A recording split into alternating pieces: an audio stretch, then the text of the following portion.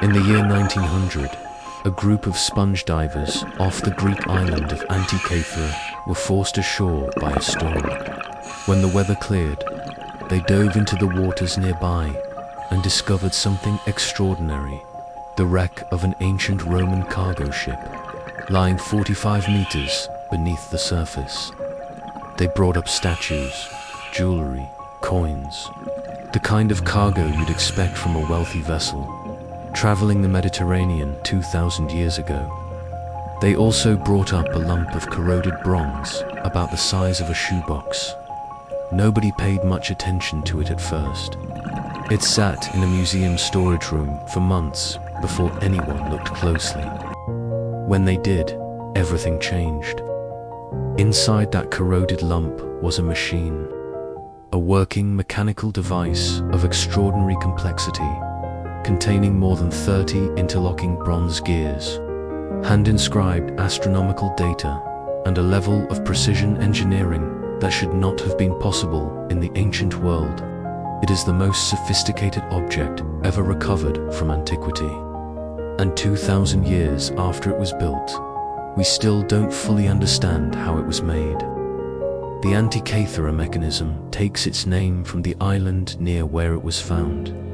It dates to somewhere between 150 and 100 BC, placing it in the late Hellenistic period of ancient Greece, a time when mathematics and astronomy were advancing rapidly, but mechanical technology was believed to be extremely primitive. When researchers first began studying the object seriously in the early 1900s, they assumed it was a simple navigational instrument. The level of complexity they eventually discovered was so far beyond what anyone expected that many scholars initially refused to believe it was genuinely ancient. It took decades of analysis and eventually modern imaging technology to reveal what the mechanism actually was. It was an analog computer, designed to calculate and display astronomical positions, the movements of the sun and moon, the cycles of eclipses, the timing of the Olympic Games, and possibly the positions of the 5 planets known to the ancient Greeks. To put that in context, the next device of comparable mechanical complexity does not appear in recorded history until the astronomical clocks of medieval Europe. More than 1,000 years later, something happened in between. Something was lost, and we don't know what.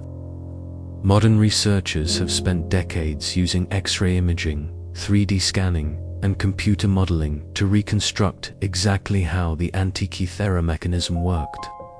What they found is breathtaking in its sophistication. The front of the mechanism displayed a calendar dial and a zodiac dial, showing the position of the sun and moon within the Greek calendar and the Egyptian calendar simultaneously. A small ball, half silver and half black, rotated to show the current phase of the moon. The back of the mechanism contained 2 large spiral dials. One tracked the Metonic cycle, a 19-year astronomical period, after which the moon's phases repeat on the same calendar dates. The other tracked the Saros cycle, an 18-year cycle used to predict solar and lunar eclipses. There was also a smaller dial, tracking the 4-year cycle of the Pan-Hellenic Games, including the Olympic Games. This was essentially a scheduling function built into an astronomical calculator. All of this was driven by a single hand crank on the side of the device. Turn the crank and the gears inside would calculate the positions of celestial bodies across time, forward or backward, for any date the user chose. This is not primitive technology. This is not a lucky accident. This is deliberate, sophisticated, purposeful engineering, the product of a mind, or a tradition of minds, that understood both the mathematics of the cosmos and the mechanics of gear ratios at a level we did not think existed in 100 BC. The deeper you look at the Antikythera mechanism, the more questions emerge, and the more unsettling those questions become. The first question is, who built it?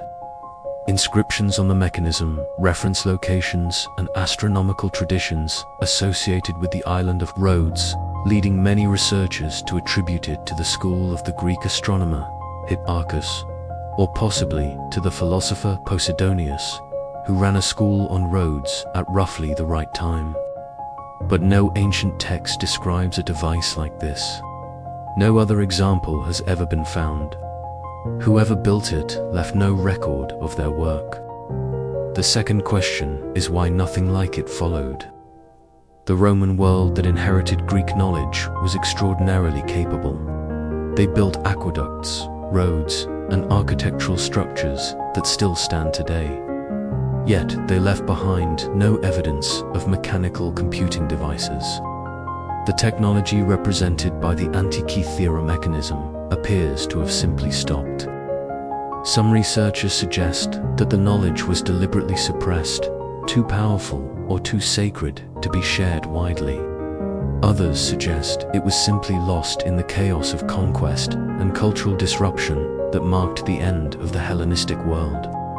A third possibility, and the one that is hardest to dismiss, is that the Antikythera Mechanism was not unique. That devices, like it existed, were used, and were simply not preserved. That we are looking at the single surviving example of a technology that was once more widespread than we know. If that's true, what else did the ancient world know that we have lost completely? The Antikythera Mechanism is currently housed in the National Archaeological Museum in Athens. It sits in a glass case, corroded, fragmented, barely recognizable as the machine it once was. Researchers are still finding new information in it. As recently as 2021, a team from University College London published a new reconstruction of the front panel, revealing a more complete picture of what the mechanism displayed than anyone had previously understood. 2,000 years after it was built, it is still giving up its secrets, slowly, reluctantly, as if it knows there are things we aren't ready to understand yet. The ship that carried it went down in a storm sometime around 70 BC. We don't know where it was going. We don't know who owned the mechanism or what they intended to do with it. We know only that someone, 2,000 years ago, looked up at the sky and built something that could hold the movement of the heavens in the palm of a hand. And then that knowledge disappeared, and the world forgot it was possible. And it took us 2,000 years to find it again at the bottom of the sea. What do you think the ancient world knew that we've lost? Leave it in the comments. I read every one. Law and shadow. The law runs deep.